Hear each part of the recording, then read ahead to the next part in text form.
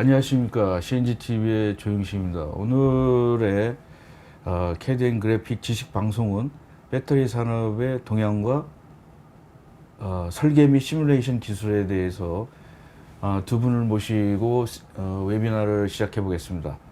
우선 두 분을 소개해 드리겠습니다. 오늘 나와주셔서 감사드리고요. 자기소개 약간 해주시죠.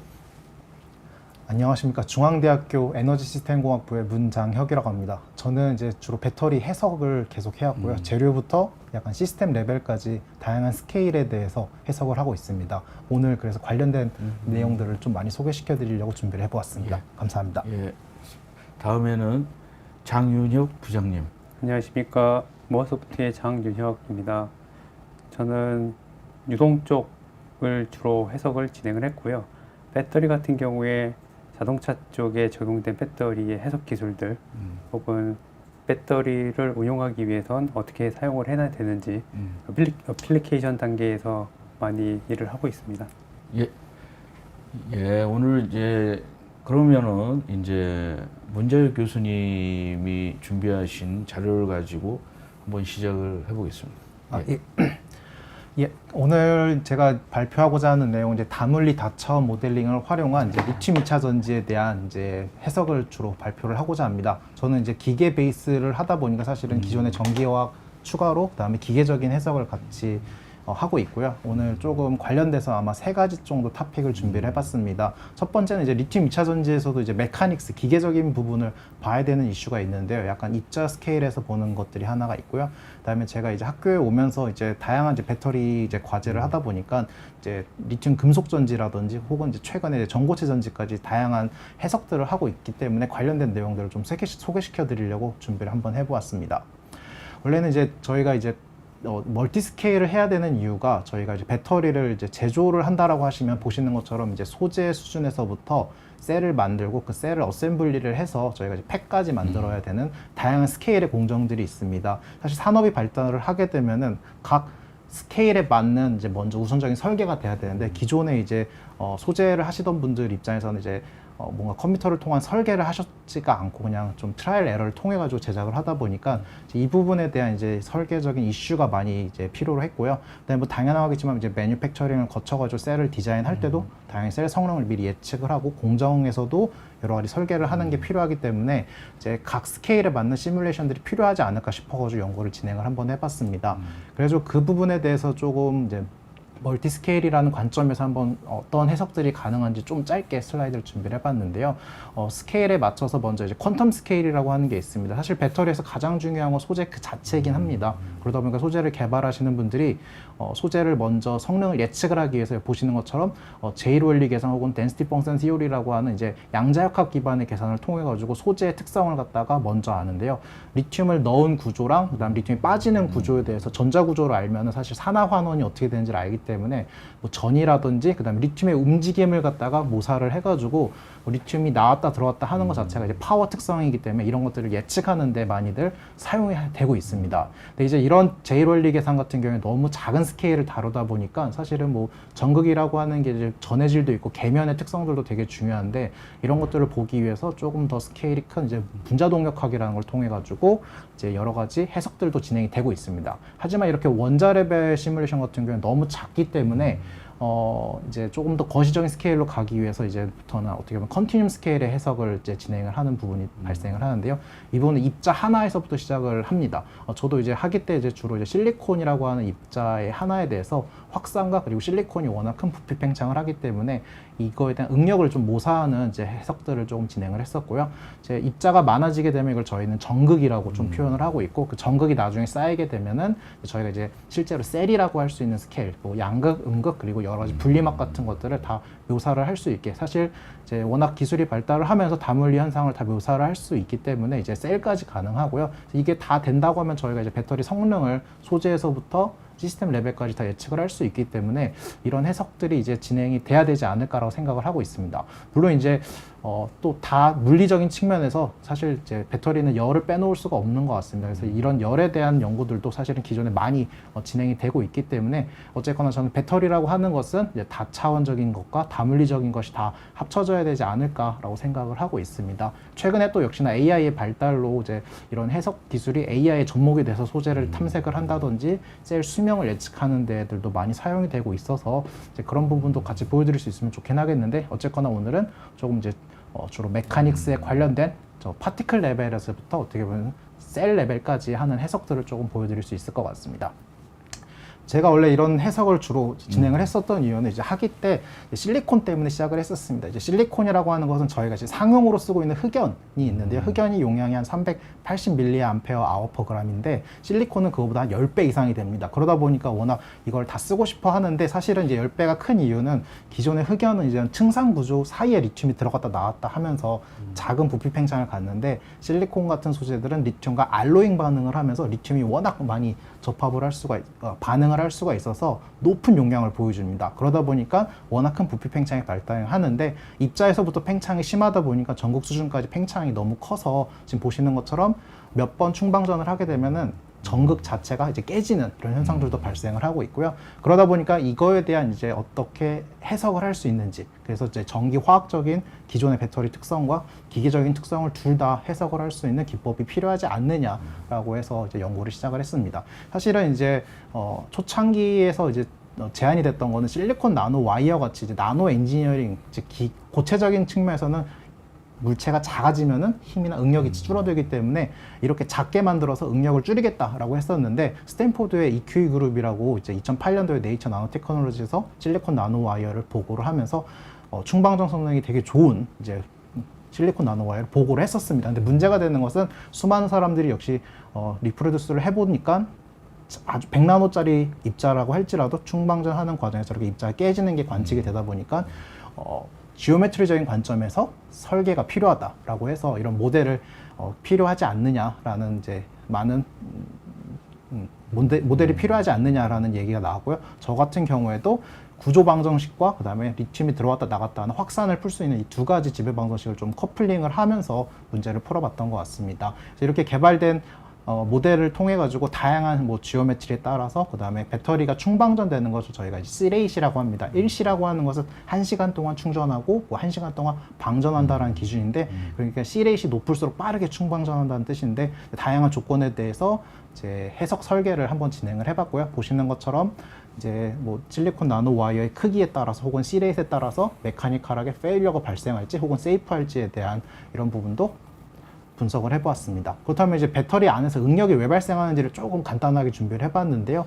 보시는 것처럼 뭐 실리콘 나노 와이어나 혹은 입자가 있다라고 가정을 했을 때 리튬이 충방전하면서 보시는 것처럼 꽤 크게 부피 팽창했다 슈링크지를 보여주고 있습니다. 근데 만약에 저희가 뭐 이렇게 4분의 1짜리 원에서 리튬이 들어와서 2배가 팽창한다고 하면 2대 6이 돼야 되는데 리튬의 키네틱적인 측면에서 확산이 느리다 보니까 표면에 조금 더 많은 리튬이 있어서 팽창이 더 크고 안쪽엔 팽창이 작다 보니까 여기 그 예. 팽창하는 거랑 팽창하지 않는 거가 뭐 에너지를 품으면은 팽창을 한 거고 그런 거야? 리튬이 들어와서 예. 걔가 어떻게 보면 스펀지가 물을 흡수하는 것처럼 흡수가 된 순간은 이제 어쩔 수 없이 실리콘하고 리튬 사이 본드 디스턴스가 일정 수준을 가져야 돼서 예. 팽창을 할 수밖에 없습니다. 예. 그래서 그런 팽창 때문에 이제 미스매치 스트레인이 발생을 해서 바깥쪽에는 이제 압축에 해당하는 응력과 안쪽에는 인장에 대한 응력들이 이제 발생하는 것을 볼 수 있고요. 근데 요거가 지금 저 동그란 원이 뭐 분자 레벨입니까? 스케일이 어떻게 돼요? 스케일은 50나노 정도, 100나노 정도 와. 되는 실리콘 입자라고 좀 판단해 주시면 좋을 것 같겠고요. 사실은 이게 작은 입자를 한 이유가 실리콘이 마이크로 스케일까지 가게 되면 응력이 너무 커서 네. 너무나도 당연히 크랙이 가서 네. 메카니컬하게 페일러가 발생을 합니다. 이게 좀 이게 갑자기 좀 어려워가지고 조금 예. 제가 근데 질문을 좀 하겠습니다. 예. 아니, 근데 보시면은 이제 예. 사실 열응력이랑 동일한 컨셉을 가지고 있는 거라고 생각을 해주시면 좋을 것 같겠고요. 그래서 어떻게 보면 이제 표면에서부터 농도가 많이 올라오게 되면 농도 차에 의해서 표면에선 압축 응력, 안쪽에는 텐자일 스트레스가 발달을 한다라고 보시면 될 것 같습니다. 이 컨셉만 좀 이해를 하시면 이제 충방전 할 때 농도가 플럭스가 더 세면은 농도차가 심해지니까 응력이 더 세진다라고 이해를 하시면은 될 것 같습니다. 그래서 이렇게 이제 해석하는 거에 대한 개념을 정립을 하고 나서 사실은 이제 다양한 소재도 적용을 해봤고요. 보시는 것처럼 이제 사실 이제 양극이라고 캐소드라고 하는데요. 이제 사실은 전기화학 하시는 분들이 말한 캐소드는 사실 음극이긴 한데 배터리에서는 캐소드를 양극이라고 하고 있습니다. 그래서 아까 말한 흑연과 실리콘은 음극 소재가 되겠고요. 양극 소재 같은 경우에는 리튬이 들어왔다 나갈 때 팽창이 한 5, 6% 정도밖에 되진 않아서 응력이 크진 않지만은 보시는 것처럼 입자의 형태가 조금 작은 입자들이 뭉쳐있는 2차 입자를 띠고 있습니다. 그러다 보니까 기계적으로 조금 강성이 약해서 충방전이 반복이 되면서 이제 크랙이 갈 수도 있고요. 그래서 이런 것들을 조금 이제 다양한 지오메트리적인 것들을 이제 즉 활물질의 재료의 오리엔테이션, 비등방적인 특성들을 반영을 하기 위해서 조금 다양하게 보르노이 테슬레이션을 활용을 해서 저런 입자를 구성을 한 다음에 활물질 안에서의 그레인에서의 확산과 그레인 바운드리에서 확산들을 고려를 해봤고요. 최근에 이제 배터리 개발하시는 분들이 이 양극의 기계적 강성을 높이기 위해서 뭐 마그네슘이라든지 뭐 여러 가지 소재를 조금 도핑을 해서 그 계면 사이에 그레인 바운더리 안에다가 조금 더 기계적 강성을 올릴 수 있고 그다음 리튬 확산도 조금 도와줄 수 있는 소재들을 많이 넣고 있습니다. 그러면은 이 강성을 높이면 이 수명이 오래 간다는 걸 의미하는 겁니까? 예, 맞습니다. 그래서 보시는 것처럼 이제 충방전 할 때 저렇게 크랙이 가는 게 줄어들면서 저게 까면서 사실 조금 떨어져 나가기 때문에 그 떨어져 나간 만큼 사실 용량을 잃어버리는 건데 이런 것들을 조금 좀 더 완화시켜주지 않겠느냐라고 해서 관련된 해석들을 보시는 것처럼 진행을 해봤습니다. 여기까지가 이제 좀 메카닉스적인 거를 이야기했다면은 사실 이제 그 다음 이제 리튬 금속 전지를 조금 소개시켜 드릴 건데요. 리튬 금속 전지라고 하는 건 사실 처음 배터리 리튬 2차 전지를 만들었을 때 쓰였던 음극 소재입니다.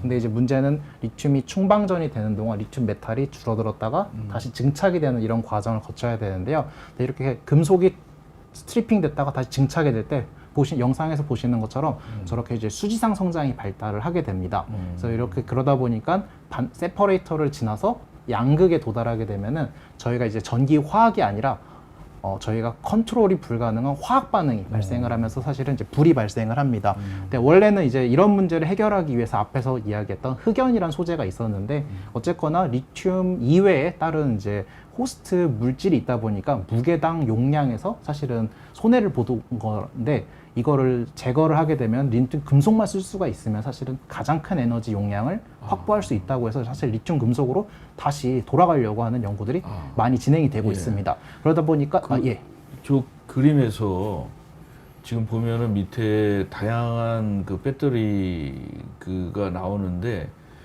요 그림을 좀 설명을 해주시죠.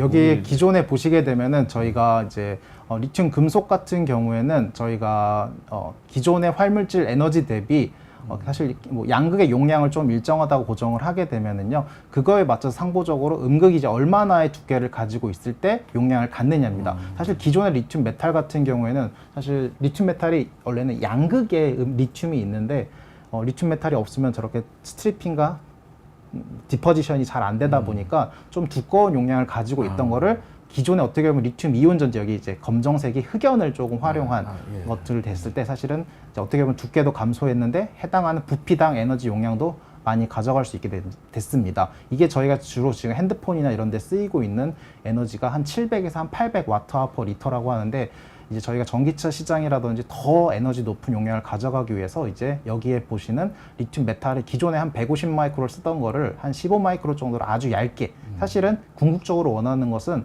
이 리튬 메탈이 없어도 어차피 양극의 리튬 소스가 있기 때문에 반대쪽 뭐 집 전체라든지 커런트 컬렉터, 포일 같은데 리튬이 쌓이면서 원래는 이제 저장을 해주는데 그때 쌓일 때 어차피 보셨던 것처럼 오른쪽에 저런 수지상이 조금 저희가 좀 원하지 않는 형태로 자라는 것들이 이제 문제가 되고 있습니다. 근데 저는 이제 좀 궁금한 게 리튬 이온 배터리라고 이름을 할 때 다른 거는 뭐 니켈, 캐디움 그러는데 왜 요것만 이온이라는 이름이 들어갔는지 좀 원래는 리튬 2차 전지가 올바른 표현이고요. 2차 전지. 왜냐하면 그 이온의 전달을 해주는 호스트가 이제 리튬 이온이기 때문에 원래 리튬 2차 전지할 때는 영어로 리튬 아이온 배터리라고 되어 있습니다. 그래서 리튬 2차 전지가 맞는데 그래서 이제 금속 전지라고 한 거는 이제 기존의 LIB라고 하는 것 대비 좀 차별성을 음극에 리튬 메탈로 돼 있다고 해서 조금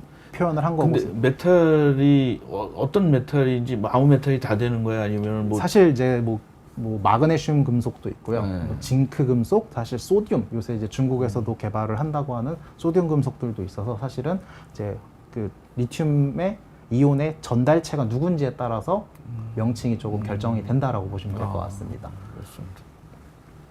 어쨌거나 리튬 금속 전지는 저희가 활용을 하고자 하는 것은 이제 부피당 혹은 무게당 에너지 용량을 갖다가 크게 끌어올리려고 했지만 이런 수지상 성장의 문제로 인해서 다시 단락, 숏 서킷이라고 하는 단락 문제가 발생을 하는데요. 이로 인해서 화재의 위험성이 많이 발생을 했었습니다. 그래서 이 부분을 해결을 하고자 이제 많은 연구자들이 전해질을 갖다가 좀 컨트롤해서 이렇게 균일하게 리튬 이온이 전달이 돼서 리튬 금속이 자랄 수 있게 하겠다라고 전해질을 갖다가 컨트롤 하신다는 분도 계셨고요.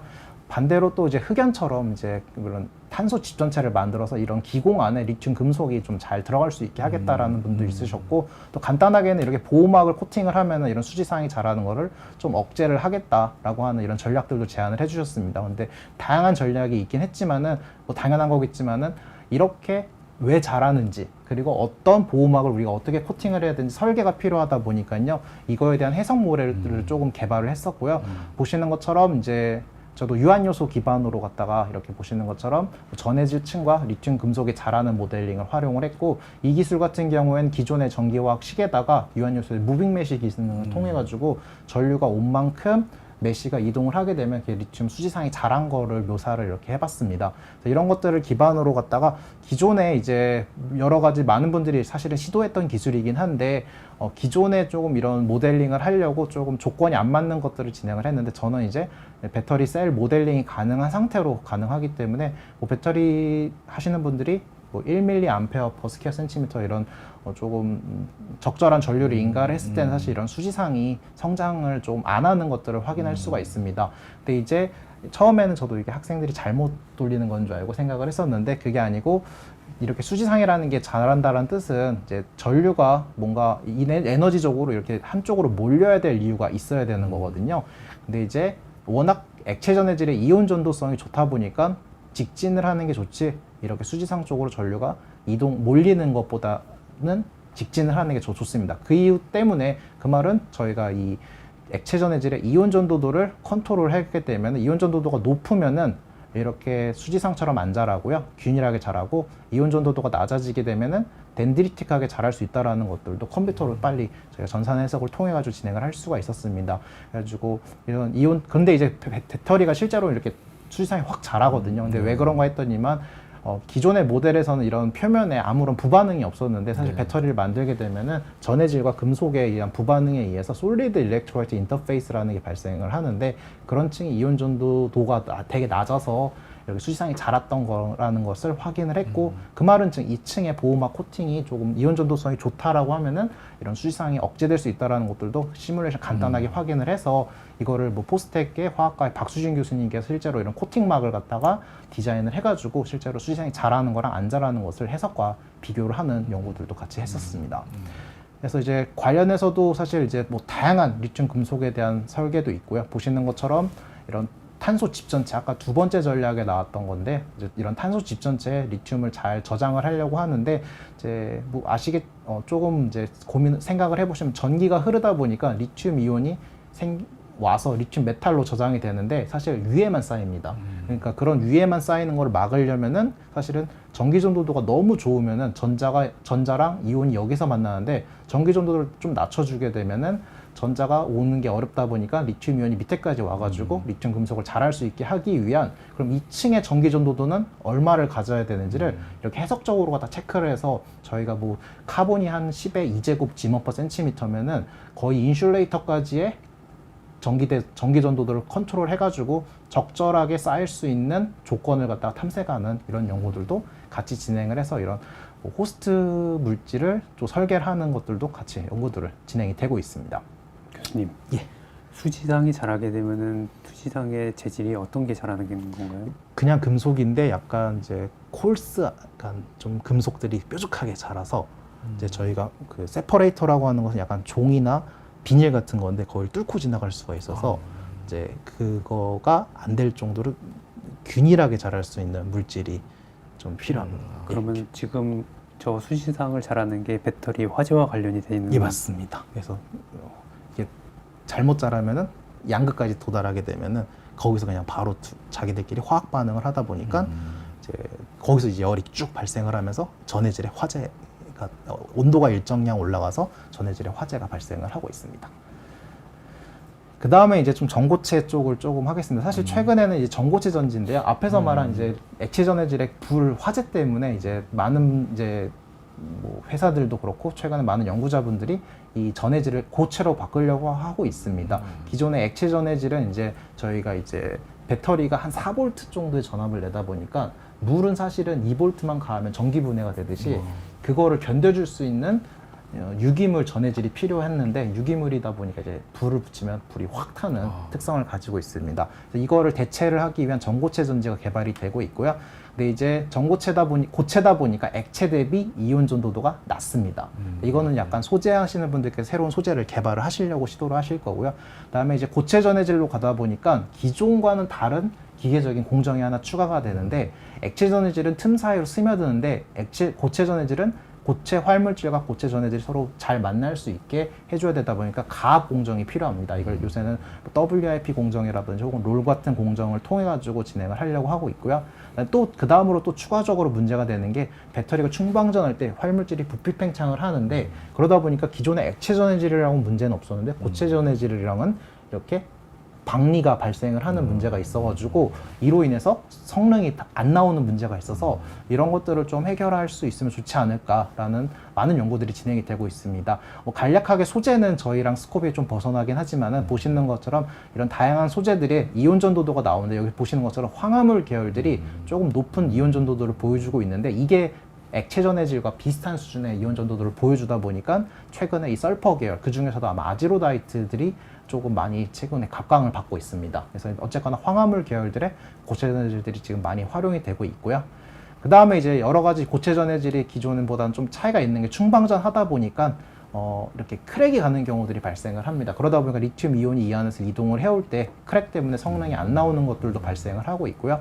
뭐 특정한 앞에서 말씀드린 아지로다이트라는 애들은 크랙은 안 가지만은 활물질 사이에 또 계면에 부반응 같은 게 발생을 하는데 어쨌거나 이런 기계적인 응답이 다르다 보니까 성능이 달라지는 것을 좀 스터디하는 그런 것들도 하고 있습니다. 보시는 것처럼 충방전 하는 동안 NCM이라는 양극재 소재가 부피 팽창을 할 때 이렇게 전해질 쪽에 크랙을 갈 수가 있게 하는 것들을 조금 해석하는 연구들도 기초적으로 지금 스터디가 많이 되고 있고요. 사실 최근에 조금 아마도 공정 쪽에서는 가장 각광받고 있는 건 아마 뭐 이산요소법 같은 거를 통해 가지고 이제 활물질이랑 사실 고체 전해질이 어느 정도 있어야지 이온 전도도도 확보를 하고 활물질도 그 용량을 가져갈 수 있는지에 대한 설계들이 많이 되게 요구가 되고 있습니다. 근데 이게 어떻게 보면은 파티클 해석이 좀 이제 분체 해석이 필요하다 보니까 분체 해석에서 가장 많이 활용되고 있는 이산요소법을 그대로 활용을 했고요. 그다음에 아까 말씀드렸던 공정 같은 데서도 이런 WIP라고 하는 것은 이제 저희가 비닐팩에다가 액체에다 담궈서 균일하게 가압을 가하는 프레셔를 준다고 보시면은 근데 이렇게 하면 이제 연속 공정이 안 되다 보니까 이런 롤 공정으로 가서 이런 것들을 좀 대체를 하려고 하는 이런 해석들도 많이 진행되고 있습니다. 다음에 조금 마지막으로 좀 짧게 소개시켜드리고 싶은 부분은 아까 배터리가 이제 충방전을 할 때 이제 열화가 발생을 한다고 했었는데요. 그러다 보니까 이제 고체 전해질과 활물질 사이에 계면이 떨어지는 이런 문제가 있습니다. 근데 이거를 갖다가 좀 극복을 하고자 하는 연구를 짧게 소개시켜드리면요. 이미 활물질과 고체 전해질을 아주 강력한 메카노 퓨전 믹서라는 게 있어서요. 여기를 미리 코팅을 조금 해가지고 전해질이 좀 아주 단단하게 붙어있게 하려고 하는 이런 연구들이 진행이 되어 있고요. 근데 이제 이러다 보니까 문제가 되는 것은 이온 전도가 되는 고체 전해질은 붙어 있지만은 사실은 활물질한테 전자도 이동이 돼서 와야 됩니다. 그러다 보니까 전자를 전달해 주시는 도전제라는 게 있는데 이런 도전제가 고체 전해질이 막고 있으면 전자가 못 오다 보니까 파셜하게 코팅을 하려고 하는 연구가 되는데 이런 것들은 저희가 기본적으로 이미 어느 정도의 기술적인 걸로 사실 이제 그래픽적인 해석을 통해 가지고 코팅이 어느 정도 되면은 적절한 코팅이 되는지를 갖다 분석을 할 수도 있고요. 더 나아가서는 아까 방금 얘기했던 도전제 같은 경우는 이제 탄소로 이제 전기가 잘 흐르는 물질인데 최근에 CNT 같은 게 많이 활용이 되다 보니까 이곳에 CNT를 같이 섞어줍니다. 근데 이제 아까 말한 파티클 다이나믹스 시뮬레이션을 통해 가지고는 CNT를 묘사하는 게 어려운데 보시는 것처럼 이제 염주를 묶는 것처럼 이제 CNT를 묘사를 좀 했고요. 사실은 이제 보시는 것처럼 실제로는 활물질하고 고체 전해질 그 다음에 앞에서 보여드린 CNT까지 다 한 곳에 다 적절한 분율을 넣어서 실제로 가압 공정을 똑같이 묘사를 해서 이렇게 하는 기술들도 개발이 되었고요. 그 다음에 그렇기 때문에 그렇게 개발된 전극을 바탕으로 이제 여러 가지 분석을 하고 있고요. 최근에는 이제 이렇게 파티클에서 나온 지오메트리를 바탕으로 CAD로 다시 임포팅을 해와서 앞에서 보여드렸던 이제 확산과 응력에 대한 그 다음에 전기화학에 대한 헤테로지니어스 모델을 갖다가 해석을 해서 성능까지 예측하는 것들도 진행이 되고 있습니다. 그래가지고 좀 짧아서 정확하게 다 설명 못 드리긴 했지만은 이런 기술들을 바탕으로 최근에 이제 전지 해석 같은 경우에는요 실제 전극을 정말 동일하게 묘사를 하고자 하는 약간의 명칭은 잘못됐긴 했지만 디지털 스레드 혹은 디지털 트윈에 대한 개념들이 많이 정립이 돼서 실제 전극을 최대한 리얼리스틱하게 전극을 묘사를 해서 전기화학적인 특성을 보려고 하고 있고요. 또 이제 오늘은 다 소개시켜드리진 못했지만은 실제로 셀 레벨 수준의 전기화학적인 분석을 갖다가 고장을 진단을 하려고 하기 위해서 여러 가지 기술들이 접목이 되고 있어서 실제로는 그런 진단 방법에 대해서 여기서는 이제 마그네틱 필드 같은 걸 통해 가지고 전류의 흐름을 측정을 했거든요. 근데 그게 실제로는 실제 셀과 동일한 수준의 디텍팅이 되는지를 시뮬레이션적으로 검증을 하는 과정들도 같이 했고요. 또 많은 분들이 하고 있는 이제 AI 기반으로 셀 수명 예측이 되게 중요합니다. 근데 이제 셀 데이터를 많이 얻을 수가 없다 보니까 모델 기반으로 데이터를 제너레이션을 해가지고 하는 이런 연구들도 많이 진행이 되고 있고 또 역시나 이제 배터리가 워낙 많이 사용이 되고 있고 그걸 다시 재활용, 그다음에 재사용해야 되는 이런 연구들이 되고 있는데 대부분들이 이제 매뉴팩처링 프로세싱들이 들어가다 보니까 이거에 대한 여러 가지 모델링들이 향후 많이 활용이 되지 않을까 싶습니다. 저는 이 부분이 좀 관심이 많아가지고요. 예, 제가 질문을 좀 몇 개 하겠습니다. 요즘에 이제 외부에서 막 이런 얘기 나오지 않습니까? 이온 배터리, 리튬 배터리도 있지만 뭐 나트륨으로도 하면 그 연구가 있는데 교수님 어떻게 보세요? 나트륨에 대한 가능성은? 소듐 같은 경우에는 사실 이제 에너지 용량적인 측면에서 리튬보다는 좋을 수는 없습니다. 왜냐하면 저희가 주기율표에 보시면 최상단에 있는 게 리튬, 고체로서 최상단에 있는 건 리튬이고 그 밑에 있다 보니까 소듐은 더 무거워서 에너지적으로는 안 좋지만은 가격이 이제 싸다라는 측면 때문에 지금 활용이 되고 있고요. 또 그 다음에 리튬 2차 전지보다는 조금 한계점이 이제 여러 가지 소재가 소듐, 그러니까 나트륨이랑 반응할 수 있는 활물질이 조금은 아직은 많이 안 찾아져 있어서 아직은 그래도 리튬 2차 전지보다는 조금 아직은 성능이 좀 안 나오지만은 최근에 그래도 많은 연구들이 진행이 되고 있어가지고 이제 그쪽에서도 이제 상용화, 중국에서도 상용화 정도 수준까지 온다라고 봤을 때는 이제 곧 충분히 경쟁력을 갖추고 있지 않을까라고 생각을 하고 있습니다. 그리고 제가 이제 동양에 대해서 하다 보니까 이제 아까 방송 전에도 얘기를 했었는데 전극 디자인할 때 이제 디지털 스레드라는 말을 쓰셨는데 이게 뭐 교수님이 겸손하시게 이게 다 잘못된 용어라고 그러는데 괜찮은 용어 같아요, 저는. 그래서 저희가 이제 디지털 스레드보다 더 좋은 말이 나오면 쓰겠지만 저는 이제 이거를 쫙 공부하면서 디지털 스레드를 라이프 사이클로 크게 봤는데 요런 국수적으로도 디지털 스레드에 연결을 하면은 굉장히 많은 도움이 되지 않을까 이런 아이디어가 한번 생각해 봤습니다. 그래서 요 부분에 대해서 조금 더 설명을 한번 해주시죠. 어떻게 보면 실제 전극을 모양이 관측이 돼야 되기 때문에 사실 엑스레이나 CT 촬영 기술을 통해 가지고 사실은 활용이 되고 있습니다. 그래서 어떻게 보면 실제로 엑스레이 CT를 통해 가지고 실제 전극을 측정을 하고 그다음에 충방전하는 동안에도 관측이 되기 때문에 사실은 실제로 모델링과 동일한 수준의 변형을 갔는지 이런 것들도 활용이 되고 있고 실제로는 근데 어떻게 보면 한 샘플 정도는 충분히 가능할 수도 있는데 최근에는 어떻게 보면 이런 엑스레이 기술이 공정해서 셀이 제대로 나왔는지를 관측하는 데도 활용이 되고 있어서 조금 시간은 걸리지만 그래도 조금 더 기술이 발달을 하면은 이제 디지털 거의 이제 스레드 혹은 트윈에 가까운 수준으로 이제 실시간으로 관측을 할 수 있지 않을까라고 생각을 하고 있습니다. 그 여기 이제 또 하나는 데이터 드리븐 엔지니어링이라는 표현을 쓰셨는데 이 뭐 그전에도 이제 데이터를 많이 쓰긴 했는데 데이터 드리븐이라는 게 데이터를 굉장히 많이 집중적으로 사용하겠다라는 거지 않습니까? 근데 이거 보면은 약간 좀 자동화 같은 것들을 좀 하시는죠. 왜냐하면 많은 사람들이 그 약간 노가다 같은 성이 있는데 하다 보면은 그런 게 이제 어떤 소프트웨어 같은 거 이용한다든가 뭐 AI를 이용한다든가 이런 거를 이용해서 조금 그 짧은 시간에 굉장히 더 많은 그 하기 싫은 그런 거를 자동으로 할 수 있는 거에 대해서는 좀 이게 두 가지 정도 가능할 것 같고요. 사실 배터리 하시는 분들이 데이터를 생성을 해야지 수명 예측이 되는데 배터리가 충방전을 한 번 하면 아까 1시간, 2시간 그리고 그쵸, 수천 번을 하려면은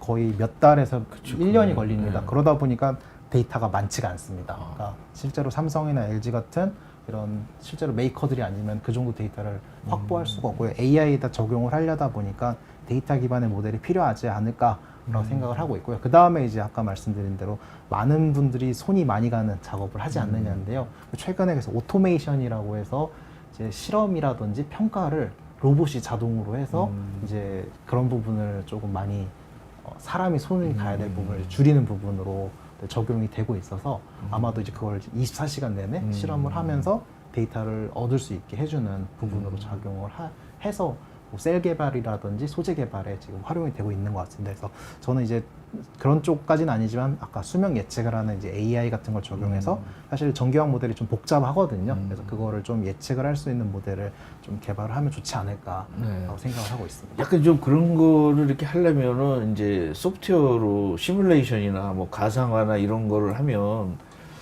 그 이제 방향성만 잘 잡아도 엄청난 그 리소스를 세이브를 할 수 있는 거지 않습니까, 이게? 지금 이거 보니까 뭐 재료나 이런 것들이 뭐 세상에 많이 나와 있는데 이거를 그 연구하시는 분 같으면 그냥 뭐 하나 딱 나오면 야, 이거 세상에 있는 이런 수백 가지 구조와 수백 가지 매테리얼을 한번 순식간에 한번 해보면은 내가 그냥 힘들게 막 그 하는 것보다 낫지 않을까 이런 거 한번 생각해 보시지 않으셨어요?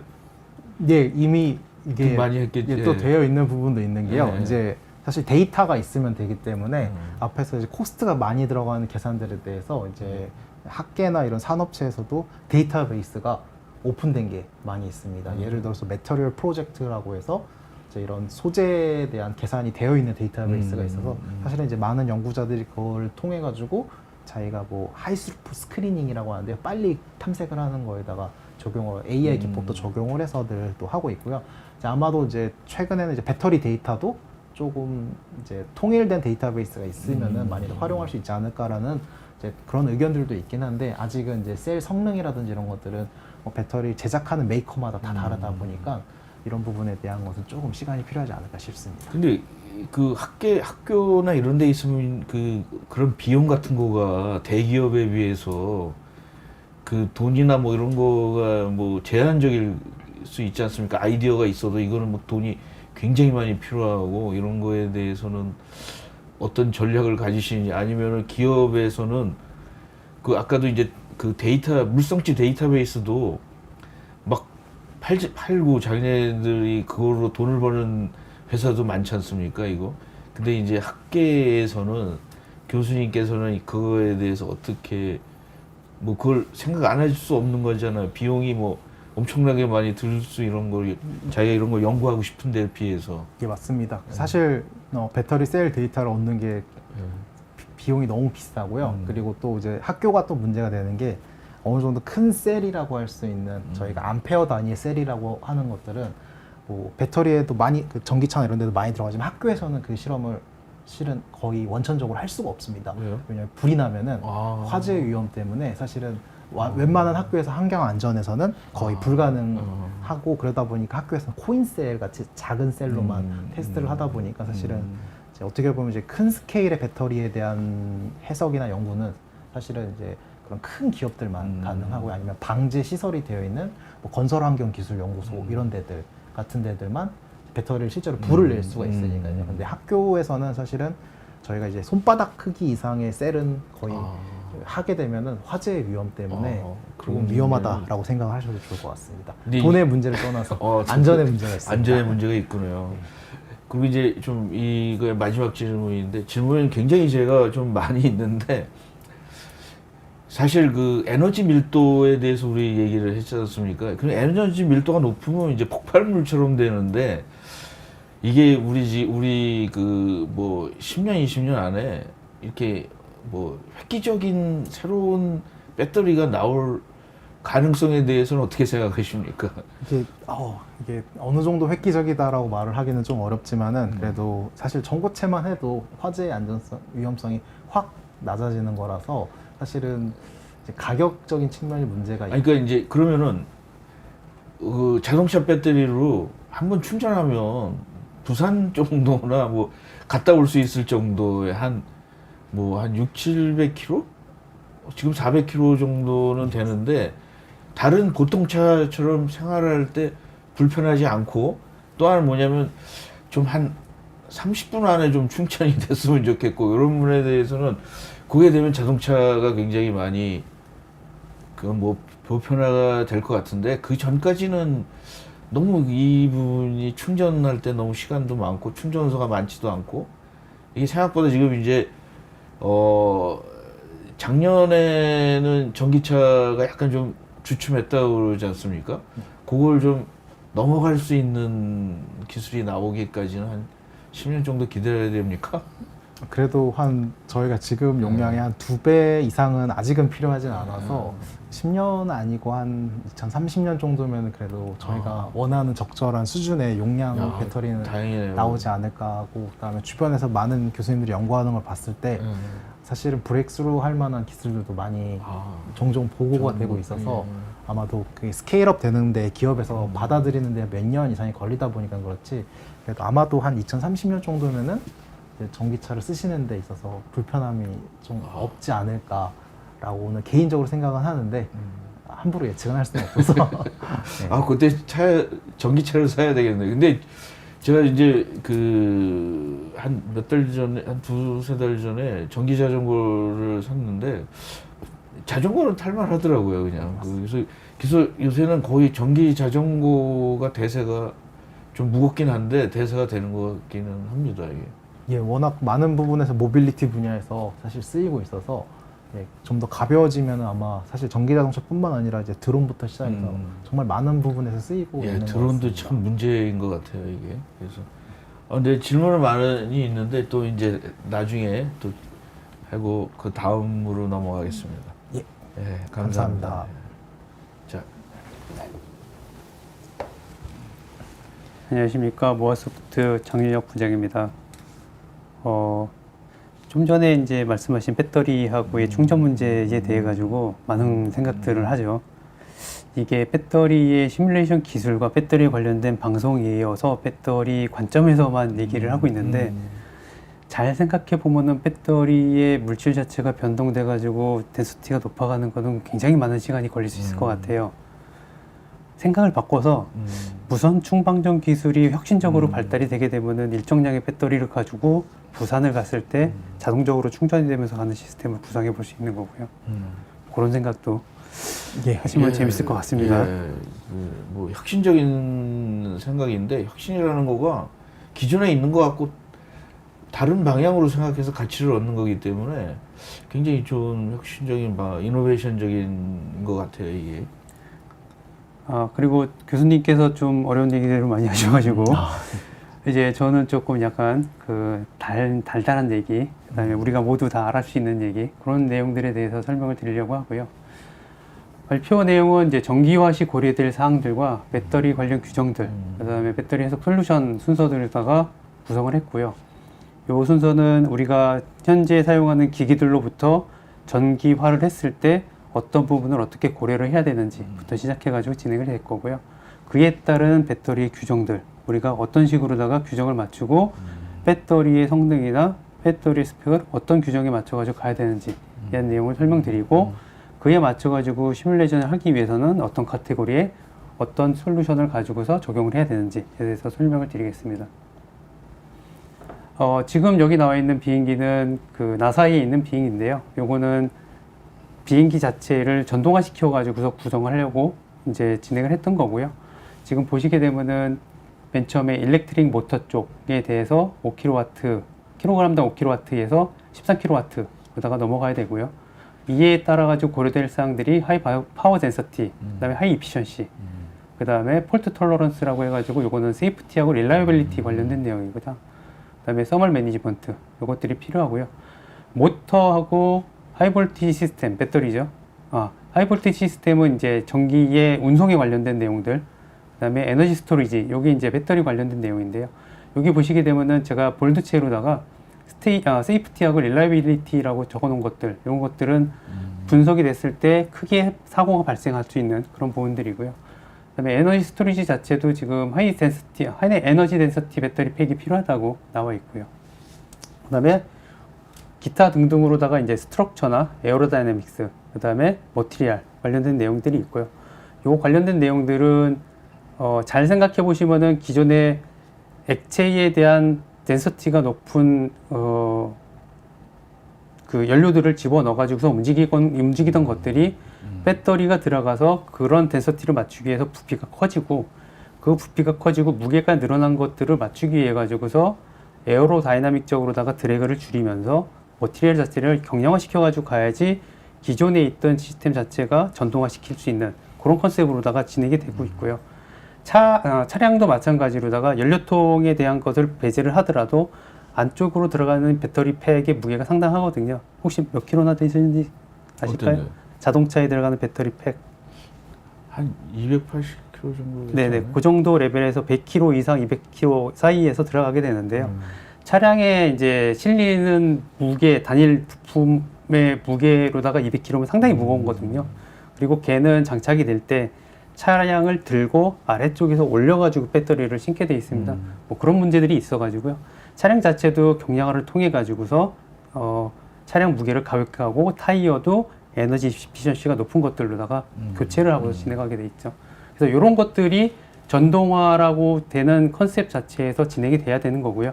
그 중에 이제 우리가 주로 고려해야 될 것들이 모터, 그다음에 볼티지 시스템, 에너지 스토리지. 여기 이제 삼형제가 되는 거죠.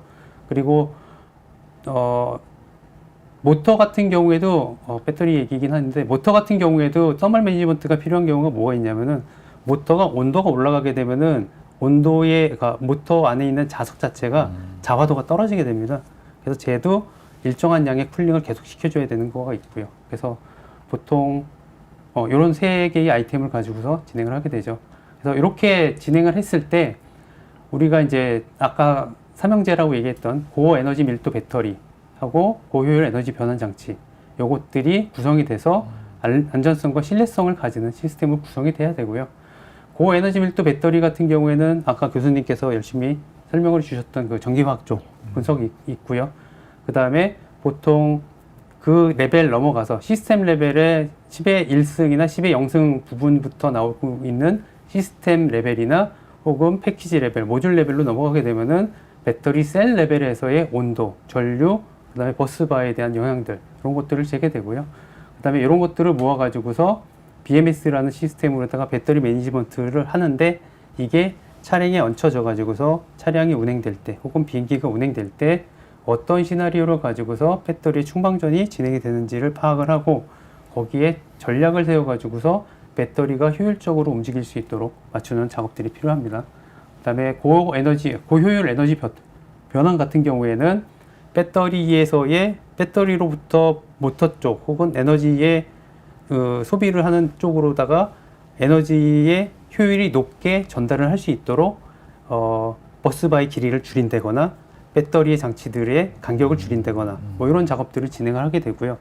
그 자동차들 보시게 되면은 보통 배터리는 뒤쪽에 달려 있는데, 그 충방전에 익스프레스 충전 장치들은 쪽 앞쪽에 달려 있잖아요. 그게 대표적으로다가 배터리로부터 충방전으로부터 배터리까지 거리를 줄임으로써 로스를 줄이고 익스프레스로다가 저장을 하기 위해 가지고서 위치를 달 수밖에 없는 거죠, 그쪽에. 그리고 이제 이에 따라 가지고서 안정성과 신뢰성 이런 것들이 이제 지대하게 영향을 미치게 됐죠. 이 안정성과 신뢰성 관련돼 가지고서 이제 주로 고려가 됐던 것들이 배터리 관련 규정들이 있는데요. 그 중에 안전 규정이 차량 쪽에서는 ISO 26262 관련된 내용들이 있고요. 그다음에 항공기 쪽에는 새로 311A라는 그 배터리 규정들이 올라가 있고요. 지금 자동차 쪽 관련 업계에 계신 분들은 26262에 대해서 이름 많이 들어보셨을 거예요. 근데 26262가 어떤 식으로다가 적용이 되고 안쪽에 어떤 내용이 있는지는 자세히 모르고 이제 26262에 통해 가지고 내가 해석을 했더니 이렇게 되더라까지만 되는 거죠. 26262를 정확하게 적용을 하기 위해 가지고는 하드웨어와 소프트웨어 양측면에 있는 것들이 모두 다 적용이 돼야 되고요. 하드웨어 같은 경우에는 일반적으로다가 폭발, 화재, 그 다음에 충돌이 있었을 때 얘가 안정성이 검증이 되는지에 대한 내용들이 들어가야 되고요. 그 다음에 소프트웨어 같은 경우에는 내가 프로그램을 해가지고 BMS를 연결해서 운영을 했을 때 이 코딩 자체가 배터리를 정확하게 감지해서 운영이 될 수 있는지, 코딩 자체의 무결성이 깨짐으로써 배터리 컨트롤이 안 되는 경우가 있는지 이런 것들을 선제적으로다가 검증을 하고 넘어가는 그런 내용들이 이루기에 담겨 있고요. 311A 같은 경우에는 항공 운항 시 발생하는 조건에서 배터리나 배터리 시스템이 의도한 기능, 그러니까 에너지를 차지하고 디스차지하는 이런 기능들을 충분히 발휘할 수 있게끔 에너지 밀도가 얼마나 되고 어느 정도의 충격을 감지하고 있고 밖에 외부로부터의 충격에 어느 정도 견딜 수 있는지 이런 것들에 대한 내용들이 정리가 되어 있습니다. 그래서 26262의 내용을 보시게 되면은 파트가 1부터 10까지 구성이 되어 있고요. 그 다음에 지금 시뮬레이션, 배터리 쪽 시뮬레이션을 주로 하시는 자동차 쪽에 계신 분들은 요 5번과 6번 섹션에 하드웨어 쪽 레벨이나 소프트웨어 쪽 레벨에서 소프트웨어 쪽 레벨 같은 경우에는 BMS 쪽, 그 다음에 하드웨어 레벨 같은 경우에는 일반적으로 다 셀이나 모듈, 팩의 조립, 아니면은 충돌, 안전, 어뷰즈, 서멀, 어뷰즈먼트 이런 내용들에 대해 가지고서 많이 시뮬레이션을 하고 연구를 하고 계실 겁니다. 하지만 솔직하게 이제 제가 여쭤보건데 왜 하는지 잘 모르시는 분들이 많이 계실 거예요.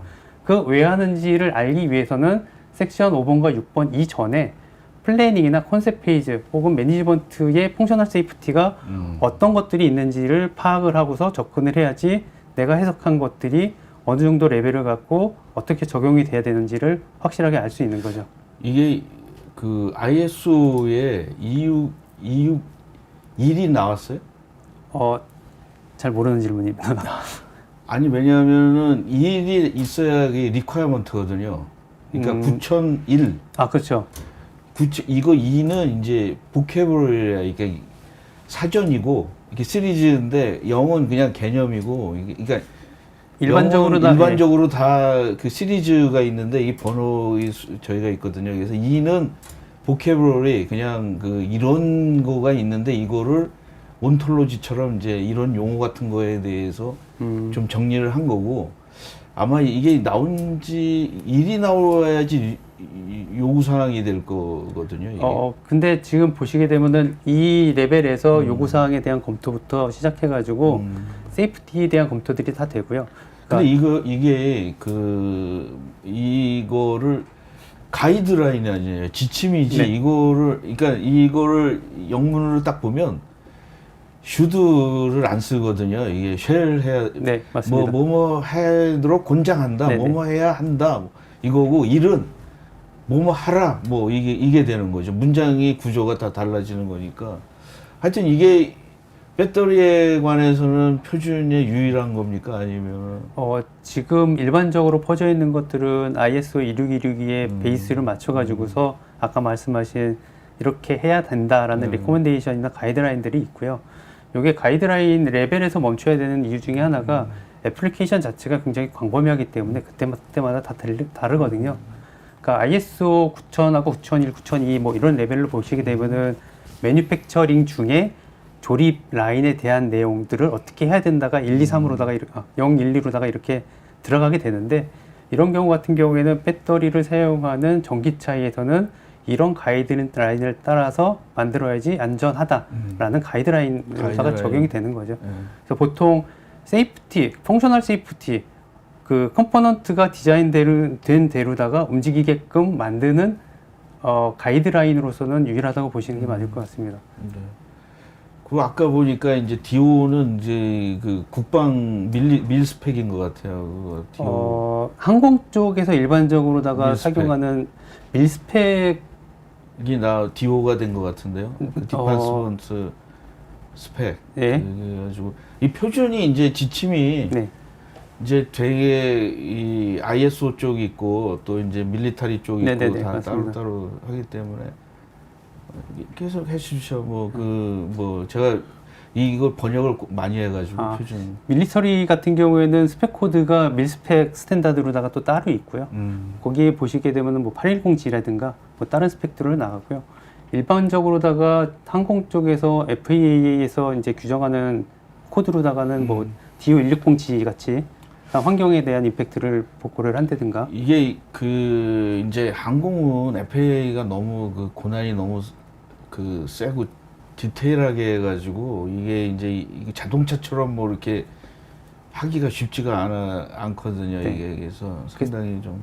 그래서 지금 여기 2616하고 311A를 이렇게 문장을 좀 보시게 되면은 2616E에는 무엇 해야만 한다라는 가이드라인 식으로다가 적혀 있는데요. 311A에는 이렇게 해라고 테스트 프로시저하고 규칙이 다 써 있습니다. 그게 네. 굉장히 강력한 거예요. 이거 안 하면 못 들어온다 뭐 이러는 거니까. 그렇죠. 서티가 안 나고 네. 서티가 안 나면은 항공기를 운행을 할 수 없는 운행할 수 상황이 없으니까. 없으니까 신규 항공기에서 배터리를 사용하게 되면은 이 규정을 따라 가지고서 감독관한테 사인을 받아 가지고 와야 된다라는 뭐 이런 프로세스를 따라가는 근데 거죠. 이게 ISO 이거는 있잖아요. 다 모이잖아요. 굉장히 그 널리지가 많은 사람이 모이는데 이게 한 사람이라도 반대하면 그게 채택이 안 돼요. 그러니까 이게 가장 기본적인 거 있잖아요. 그러니까 이게 이제 뭐라 그러나 아주 미니멈이 나오는 거죠. 이게. 그렇죠. 이 정도는 반드시 지키고 넘어가야 우리 되는. 다 거기 패널들이 이거는 다 100% 한다 이거만 나오는 거니까 그래서 너무 늦게 나오고 그래서 이게 문제가 많죠. 이게 뭐 한 만장일치되기 때문에 한 5년 동안 끄는 것도 있고 막 그런 게 많습니다. 이게. 그래서 그렇게 나온 거긴 한데 일단 읽어보시게 되면은 읽어보는 입장에서는 상당히 좀 복잡하죠. 예. 명확하지 않은 부분들도 있는데 그 명확하지 않은 부분들은 지금 제조사에서 규정을 만들어 가지고 따라가야 되는 부분인데 그거는 그게 이게 지침이니까 예, 뭐 상당히 디테일한 거는 그 안 해주겠다. 그죠 임플리멘테이션이라고 하는 그런 부분들을 적용하기 상당히 좀 네. 어렵죠. 그리고 관련된 부분이 파트 그리고 그 5는 소프트웨어가 이거에 그 컴플라이언을 다 하고 있다라는 거지 않습니까? 지금 그렇게 소프트웨어. 말씀을 드리려고 이거를 이제 네. 꺼낸 거죠. 그래서 파트 5에 보시게 되면은 뭐 환경에 대한 거, 그다음에 스태틱 테스트, 월스트 케이스 테스트, 오버리밋 테스트, 미케니컬 테스트 뭐 이런 것들이 있는데 이런 것들이 보통 배터리를 떨어뜨렸다든가 아니면은 이게 그 과충전, 과방전을 했을 때 어떤 영향이 있는가 그런 것들에 대한 내용들이 다 들어가 있는 거죠. 파트 6 같은 경우에는 소프트웨어가 어디까지 커버리지가 되고 이게 어떻게 관리가 되는지에 대한 내용들이 규정이 되어 있고요. 요거는 베이직하게 A실 쪽 코드에 따라 가지고서 2개짜리는 반드시 해야 되는 리코멘데이션을 하고 있고요. 하나짜리는 뭐 리코멘데이션을 하고 있고요. 요거는 옵셔널하게 들어가는 것들이고요. 이렇게 돼 있습니다. 그래서 배터리 해석 솔루션 쪽 보시게 되면은 일반적으로다가 맨 처음에 배터리를 만들게 되면은 배터리 셀 만들고 뭐 이렇게 확반이 있고 코팅을 해가지고서 셀을 만들게 되는데요. 그 셀을 만드는 것도 중요하지만 그 펑셔널 세이프티에 관련된 내용들은 먼저 규정을 만들고 그 셀이 어떻게 운영되고 어떤 폴트가 있고 어떻게 되는지를 알고서 진행이 돼야 되는 것들이 맞고요. 그 다음에 두 번째로다가 아까 이제 그 저희끼리 이야기를 할 때 이제 배터리가 영원할 것 같다라고 했을 때 배터리 가는 곳에 방열이나 쿨링이 있기 때문에 쿨링도 옆에 같이 따라갑니다. 그래서 배터리가 정말 재질이 좋아가지고서 발열이 안 난 상태로다가 전기를 낼 수 있다면은 쿨링을 안 해도 되는데 경험적으로다가는 쿨링이 항상 들어가게 되죠. 그래서 보통은 방열 설계와 이런 방열 그 쿨링 패스의 최적화 이런 것들이 같이 따라가게 되고요. 그 다음에 세 번째로다가 열폭주 및 구조 및 충돌인데 일반적으로다가 셀이나 모듈 자체가 스태틱한 상태로다가 놔두게 되면은 별 문제가 없는데 이게 운행을 하는 거다 보니까 충돌을 했을 때 충돌 시마다 화재가 발생하거나 이상한 영향들이 있게 되면은 문제가 되지 않겠습니까? 그래서 차량을 만들 때 팩을 싣고 나면은 팩 충돌 시에 이게 어느 정도 덴트 돼 가지고 들어가는지 뭐 이런 정도의 내용들도 시뮬레이션을 가능하게 만들고 있죠. 그다음에 마지막으로다가 BMS 예측 및 건강 관리라고 해가지고 BMS를 설정을 해가지고서 장시간 사이클링을 돌렸을 때 얘가 수명이 얼마나 갈지, 그다음에 수명이 어느 정도 레벨에서 배터리 교체가 이루어져야 되는지 이런 것들이 이제 첨예한 관심사로 되고 있는 게 차량 자체의 가격도 높고 배터리 팩 가격이 높다 보니까 소비자들이 배터리 팩에 대한 그 불안감, 얘가 언제 방전이 돼서 언제 뻗어버릴지 모르는 그런 것들을 미리 선제적으로다가 가르쳐 줘야 되는 그런 이제 요구사항들이 발생하게 되는 거죠. 우리 그 배터리에는 우리 기계 옛날에 한번 저기 좀 유행했던 거 있는데 이제 자기가 뭐 문제가 생겼다고 생각했을 때 이렇게 그 치료할 수 있는 그런 소프트웨어 같은 거 없는, 이게 매니지먼트는 그냥 좀 약간 수동적이잖아요. 좀 적극적으로 요새 보니까 뭐 그 애플 같은 데 보니까 아 지금 다시 충전하면은 뭐 아까 헬스 체크라고 그러나요? 여기 이게 약간 자동으로 좀 되면은 괜찮지 않을까? 왜냐하면 사용자들은 좀 나쁜 버릇이 있을 수도 있지 않습니까? 막 불리는 이런 거에 대해서. 아마 제조사에서도 그런 생각들을 하고 있을 겁니다. 그래서 사용자들이 감지하기 어려울 정도로다가 헬스 체크를 했을 때 미묘하게 성능을 떨어뜨려가면서 관리를 하고 있을 거고요. 일반적으로 차량의 배터리가 실리게 되면은 여분으로다가 몇 개를 더 실어 놓고 불량난 배터리가 있으면 그걸 교체해가지고서 충전하는 식으로다가 가고 있고요. 근데 이제 저는 우리가 지금 오늘 하는 거가 참 우리 미래에 굉장히 그 진짜 먹거리일 수도 있고 또 경쟁자도 많고 이러는데 그 엔시스나 이런 CA 소프트웨어 회사들이 그 이런 그 제품에 대해서 이렇게 만들 때 주로 CA를 많이 사용하지 않습니까? 개발할 때.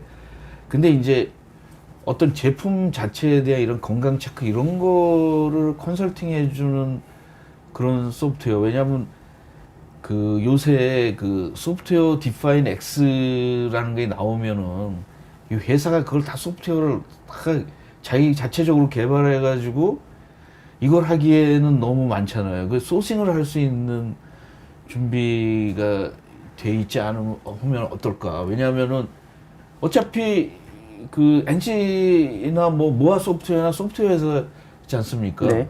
그런데 비즈니스는 어떻게 생각하시는지 한번. 물론 충분히 고려를 하고 있죠. 예. 제 삶의 그 원칙 중에 하나가 내가 생각하면은 다른 사람도 똑같이 생각하고 있다. 배터리의 그 앞쪽에 건강 체크 같은 것들은 이전부터 이제 계속 얘기가 되었던 내용이고요. 이게 지금 어려서 안 되는 게 아니라 배터리의 수명 체크가 이루어지기 위해서는 이전에 있던 이런 방열과 열폭주 저런 것들의 모델들이 모두 다 모인 상태에서 배터리에 대한 수명의 디지털 트윈이 나오고 이 트윈 모델 자체가 실제 환경과 어떻게 맞물려 돌아가는지가 나와야지 얘의 수명이 어느 정도까지 될 것이다 예측이 되는 거죠. 뒤쪽에 이제 예측 관련된 내용들도 나오는데요. 그 예측을 하기 위해서는 이전에 있는 테스트 데이터를 여러 개를 테스트를 한 후에 그 중에 적절한 걸 골라가지고 이 테스트, 그러니까 이 라이프 사이클 테스트가 대표적이다라고 뽑아서 걔를 트윈으로 다 만들어서 돌리고 있는 거죠. 그래서 요거를 좀 자세히 말씀을 드리게 되면은 소프트웨어 개발 및 기능 안전 솔루션으로다가는 이제 초기에 세이프티, 펑셔널 세이프티를 먼저 설정을 하고 아이템을 디파인하고 얘의 펑셔널리티를 체크를 한 다음에 얘가 오작동이 될 수 있는 페일리어 모드들을 체크를 하고 여기에 대한 세이프티 플랜을 세우고 이게 모두 다 세워졌을 때 배터리를 장착을 한 후에 이게 어떻게 운영될지를 BMS를 코딩을 해가지고 돌아가게 되는 거죠. 그리고 이 자체가 NCS의 스케이드라는 제품을 통해 가지고서 이제 BMS가 구성이 되고요. 여기에 구현이 되는 것들이 뭐 트윈 빌더와 기타 등등의 NCS 소프트웨어 혹은 GMS 소프트웨어, 뭐 다소 소프트웨어들을 가지고 3D 시뮬레이션과 물려가지고 시스템이 돌았을 때 3D에 어떻게 영향을 미치는지 뭐 이런 컨셉으로다가 움직여야 되는데요. 지금 많은 업체들이 이 부분이나 시스템 레벨로다가 그러니까 3D에서 시스템 레벨로다가 움직여가고 있는데요. 여기서의 그 순환되는 구조를 좀 줄이기 위해서는 이 3D 모델과 시스템 모델에 대한 그 고밀도가 그 기술 혁신을 하는 게 아니라 왜 발생하는지 아니면 이게 무슨 고장인지를 먼저 디파인하는 것들이 더 중요하거든요. 그래서 메디니를 사용해서 이것들이 어떤 고장 모델을 가지고 있는지 이런 것들이 진행이 되는데 이제 머소프트에서 뭐 이런 작업들을 같이 진행을 하고 있다라는 내용을 살짝 올려드리고요. 그다음에 내구성 안전 및 열폭주 완화 위한 솔루션이 있는데요. 이거는 이제 일반적으로 많은 부분들에서 이 선제적으로다가 이제 많이 됐던 거죠. 리튬이 공기와 맞닿으면 폭발이 일어난다던데 이 배터리를 싣고 가다가 충돌을 했을 때 터지는 거 아니야 라고 얘기가 돼가지고 이 부분은 눈에도 보이고 실제적으로 체크도 가능하고 터뜨렸을 때 반응도 확실하게 오니까 테슬라 같은 경우엔 돌이 껴가지고서 배터리 팩에 손상이 가서 차가 화재가 발생된 경우가 있지 않습니까? 그 이후에 거기에는 티타늄으로 다 코팅을 했고요. 마찬가지로다가 차량 배터리가 후방에 있을 때는 후방 충돌을 했을 때 배터리 팩이 물려 들어가서 셀에 어느 정도까지 눌리느냐에 따라 가지고 아까 말씀하신 셀이 눌렸을 때의 그 찢어지고서 화재가 나는 요 영향성까지 판단을 하거든요. 뭐 이런 것들을 LS 다이나라는 툴을 통해 가지고서 저희가 진행을 하고 있고요. 그다음에 배터리 방연 설계 같은 경우에는 배터리 같은 경우에는 그 스케일 레벨이 상당히 이제 넓지 않습니까? 그래서 보통 배터리의 시스템 레벨로 넘어가기 위해서는 셀을 만들고 HPPC라는 단일 데이터를 뽑아내게 됩니다. 그거를 뽑아서 배터리 셀을 구성을 한 후에 여기 보시면은 ECM 모델이라고 얘기를 하죠. 이거는 정기적인 모델을 만들어 가지고 구성을 하고요. 그 다음에 서멀 롬이라고 해가지고서 이거는 열정 모델을 구성을 해서 이게 혼합돼서 돌아감으로써 쿨링을 시키고 발열을 하는 이런 내용들이 한꺼번에 돌아가게끔 설계를 하는 거죠. 그래서 설계 단계에서 배터리의 운영이 몇 도에서, 그러니까 섭씨 몇 도에서 운영이 됐을 때 어느 정도 레벨로다가 방열이 된다. 그러면은 쿨링 패키지를 어느 정도 하고 펌프로 어느 용량으로 집어넣어야 된다. 이런 것들이 스펙을 선행적으로다가 이제 결정을 하게 되는 거죠. 이런 작업이 진행이 돼야지 차량이 전체적으로다가 완성도가 높은 차량들이 나오게 되고요. 한 가지 더 이제 좀 참조적으로 얘기 드리면은 HPPC 데이터라고 말씀을 드렸는데요. 배터리의 운영 온도 자체가 마이너스 40, 그러니까 보통 이제 차량 같은 경우에 마이너스 40도에서 플러스 40도나 60도 레벨로다가 설계 관점을 잡고 운영이 되게 됩니다. 근데 배터리 같은 경우에는 영하로다가 떨어지게 되면은 배터리 내부에 있는 내부 저항값들이 상당히 높은 수준으로 올라가게 되고 발열이 일어나게 되니까 에너지를 사용하는 양 자체가 줄어들게 되죠. 물론 온도가 떨어지게 되면은 이온 전자가 왔다 갔다 하는 그 양도 줄어서 용량도 줄어들게 되고요. 그래서 그런 내용들까지 포함을 하기 위해서는 HPPC 데이터를 잴 때 실제로 네거티브한, 그러니까 마이너스 온도부터 플러스 온도의 온도 레벨들을 모두 다 재가지고서 세트를 만든 다음에 ECM 모델을 만들고 서멀 모델을 만들어야지 저 배터리 팩, 그러니까 우리 보통 얘기하는 그 가상 모델들이 실제 모델하고 균형이 맞춰가지고 돌아가게 되는 거고요. 요 모델이 완성이 돼야지 아까 말씀하신 실제 라이프 사이클을 돌렸을 때 수명이 어느 정도까지 떨어질지가 예측이 되는 거죠. 사실 그 이제 영업을 하시면서 약간 좀 그 현업에서는 좀 눈높이가 갑자기 높아졌잖아요. 이 뭐 디지털 트윈 이렇게 들으면서 이게 시뮬레이션도 안 되는데 그냥 디지털 트윈 레벨까지 해달라고 그랬을 때 좀 어떤 생각을 많이 하십니까 이게? 뭐 이렇게 왜냐면 시뮬레이션이랑 디지털 트윈이랑 좀 뭐 비슷하게 보는 사람도 있지만 그 판이 좀 다르지 않습니까 이게? 그쵸. 궁금해가지고 좀 제가 좀. 디지털 트윈 얘기를 하면은 제 시간에 못 끝날 것 같은데요. 다음에 한번 나오셔서 네. 디지털 트윈에 대해서만 전문적으로 한번 해주셔도 되고. 간단하게 말씀드리면은 우물가에서 숭늉을 찾으면 안 되는 거죠. 디지털 트윈은 기존에 내가 가지고 있는 디지털 트윈의 이미지가 있으면은 바로 숙력으로 넘어갈 수 있는데 내가 디지털 트윈에 대한 이미지가 없고 개발 프로시저 자체가 시뮬레이션 베이스의 개발 프로시저가 아니면은 실제로 디지털 트윈으로 다 적용하기는 상당히 어렵고요.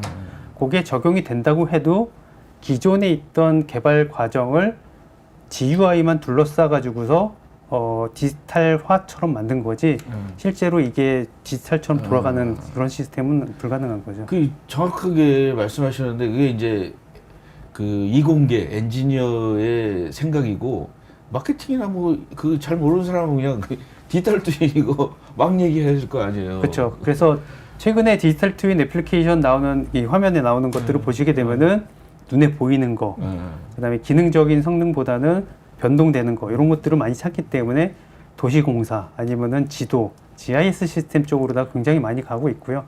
결국에는 지금은 그렇게 하고 있지만 언젠가 우리가 깨닫게 되면은 다시 원래의 디지털 트윈 컨셉으로 넘어오지 않을까 그런 희망을 가지고 있습니다. 그래서 이제 제가 말씀드린 게 몇 년 동안은 마음고생을 하실 것 같아가지고 제 질문을 드리는 겁니다. 여기서 하시죠, 말. 예. 그리고 방열 설계하고 배터리 상태 관리 솔루션이 아까 말씀하신 건데요. 여기서 이제 배터리의 셀에 대한 이제 테스트를 여러 개를 해요. 그래가지고서 이 중에 가장 배터리의 성능과 일치되는 것들을 뽑아가지고 이걸로 모델을 만든 다음에 실제 배터리가 운영이 됐을 때 얘의 운영이 얼마나 정도 어느 정도까지 수명이 가지고 갈 수 있는지를 예측을 할 수 있는 거고요. 이 모델을 구성을 해야지 실제로 배터리가 어느 정도의 레벨을 갖고 언제 교체가 돼야 되는지 선체적으로다가 알 수 있는 거고요.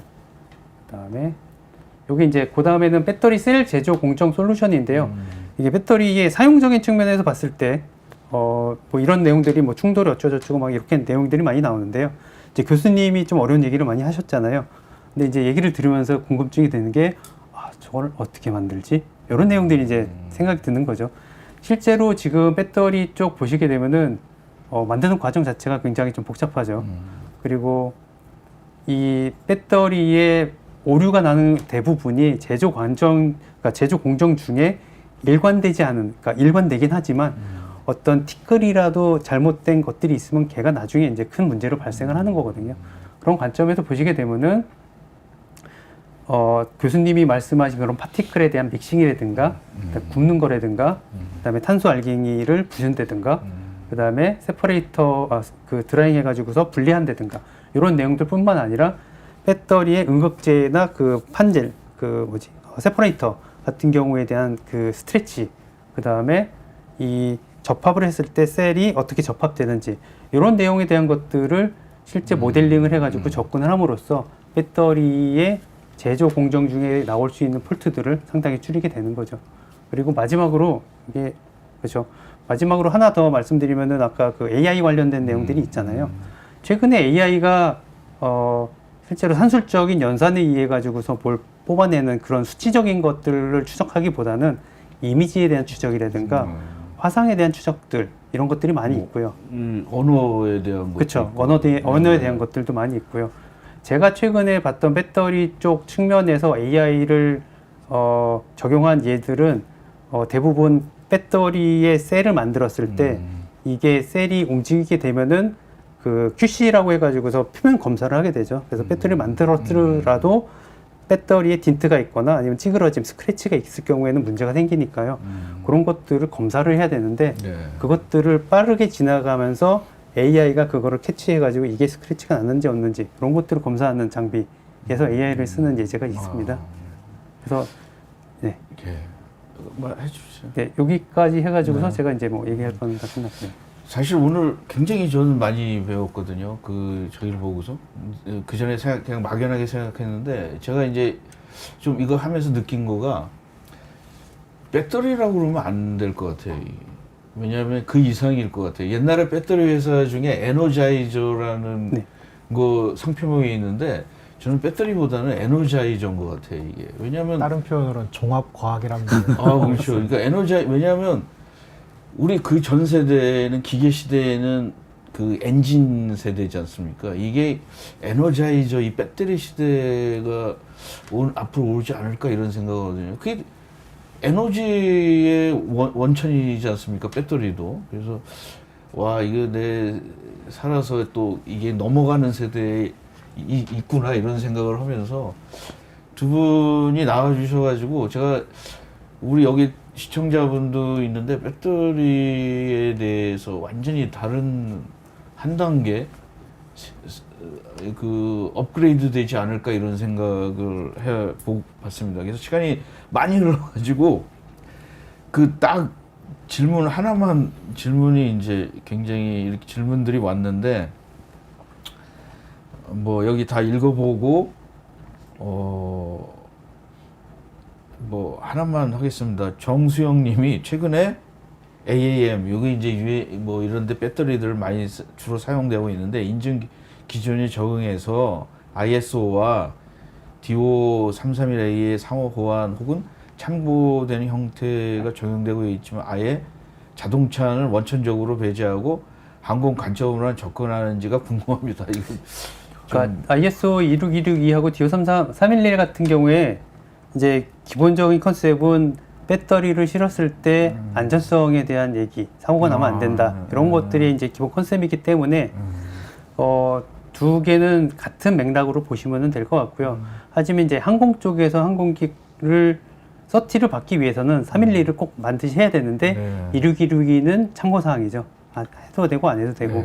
그리고 두 개의 문서를 같이 보시게 되면 아까 말씀드렸다시피 311 문서 자체가 굉장히 디테일하게 나와 있기 때문에 311에 대해서 만족을 하시게 되면 26162는 자동적으로 만족해서 넘어갈 수 있는 그런 수준이라고 생각을 합니다. 권혁중님이 문재인 교수님 응원합니다라고 했어요. 굉장히 우리 사회에서 필요하신 분, 의사보다도 필요하신 분이. 근데 이제 사람들이 너무 지겨우지 않습니까? 여기 복잡하고 그래서 많은 사람들이 좀 많이 그래도 아까 종합과학이라고 한 것처럼 화학 소재 하시는 분도 기계, 전기까지 다 같이 하는 분야가 많지 않은 것 같습니다. 정말 많은 분들이 같이 하고 있는 것 같습니다. 마지막으로 저희 항부현님이 뭐 이런 질문을 하셨어요. 건식 뭐 전극재 제조에 있어서 믹싱 단열 압연 라미네이션에 주로 공정을 알고 있습니다. 전기 소재 기계 측면에서 주로 해석 시험 대상이 무엇이며 이 중에 제조 운영 중에 실제 메타 모델로 AI 활용할 대상이 무엇인지 궁금합니다. 좀 약간 어려운 질문인데 건식 전극이라고 하는 게 뭐냐면 사실 아까 저희 파우더를 섞었는데요. 사실 용액에다가 그 NMP라고 하는 용액에다가 또 믹싱을 한 다음에 슬러리를 코팅을 한 다음에 사실 말리는 과정을 하는데 사실 이때 NMP라는 용액이 사실 되게 독성이랑 환경에 안 좋은 물질이거든요. 그래서 이거를 갖다가 최근에 이제 PTFE라고 하는 이제 폴리머 막 같은 건데 테플론에 쓰이는 막 같은 건데 얘를 갖다가 계속 문지르게 되면 이제 섬유화가 되거든요. 그래서 이걸 최근에 이제 섬유화도 되는 장점도 있긴 하지만 어쨌거나 액체로 슬러리는 많이 못 쌓는데 건식을 하게 되면 두껍게 쌓을 수가 있어가지고 이거를 하려고 하는데 사실은 근데 해석적으로는 이제 고분자라서 이제 고분자의 섬유화를 해석이 안 돼서 사실은 아직은 좀 건식 전극에 대한 제조 모델링은 조금 아직은 없는 것 같습니다. 하고 싶은데 이게 고분자 어쩌면 한 3마이크로 정도 입자가 나중에 믹싱하는 과정에 점점 섬유화가 됐기 때문에 이 섬유화를 묘사가 안 돼가지고 전 교수님 질문이 하나 있는데요. 교수님이 하고 계신 연구의 그 대학원 연구실을 가게 되면은 취업률이 어떻게 좀 괜찮으실까요? 근데 아직 졸업한 친구가 많지가 않아가지고 한 명 한 명의 사실은 AI와 더불어 그 배터리가 아까도 제가 말씀했잖아요. 에너지원이라고 에너자이저이기 때문에 학생들이 많이 가서 이제 훌륭한 연구 성과를 내야 될 것 같은데. 이제 배터리라는 게 아직 학계 쪽에서는 사실 소재 개발이 더 크고요. 아쉽게도 아까 시스템 레벨은 학교에서 실험이 좀 불가능하다 보니까 이제 그런 약간의 한계점은 가지고 있습니다. 저기 아까 우리가 이거 하느라고 안 봐가지고 이준호님이 DO를 발행 기관은 민간인 RTCA고 항공 분야 민간 규역이라고 그럽니다. 다만 군용에서 활용하고 있는 것입니다라고 나왔어요. 그래서 이 밀스펙은 없어졌어요. 사실은 지금은 이제 DOD라고 그래가지고 국방부에서 이제 그게 밀스펙 코드는 또 밀리터리 스펙 코드가 또 따로 있습니다. 근데 지금은 거의 걔네들이 대부분 ISO에다 많이 넘겨가지고 그 옛날에는 거의 저는 이제 밀스펙으로 다 했기 때문에 근데 그게 없어져 그 더 이상은 안 나오는 것 같아요. 옛날 건 그대로 유지를 하는데 그렇게 나와 있고 그거는 나중에 예, 디지털 트윈 할 때 예. 부르시면은 여기 보면은 이제 요청한 이주민분이 디지털 트윈 관련 웨비나 부탁드립니다. 한국문화는 더 좋습니다라고. 아 배터리 감사합니다. 무게 경량화할 수 있는 방법이 궁금합니다. 이게. 아, 이거는 소재라. 네, 그래서 하여튼 오늘 그 여기까지 해야 되고 다음에 한번 더 나와주셨으면 감사드리겠습니다. 예, 예, 불러주시면 방송을 여기까지 감사합니다. 마치겠습니다. 예, 예, 감사합니다. 감사합니다.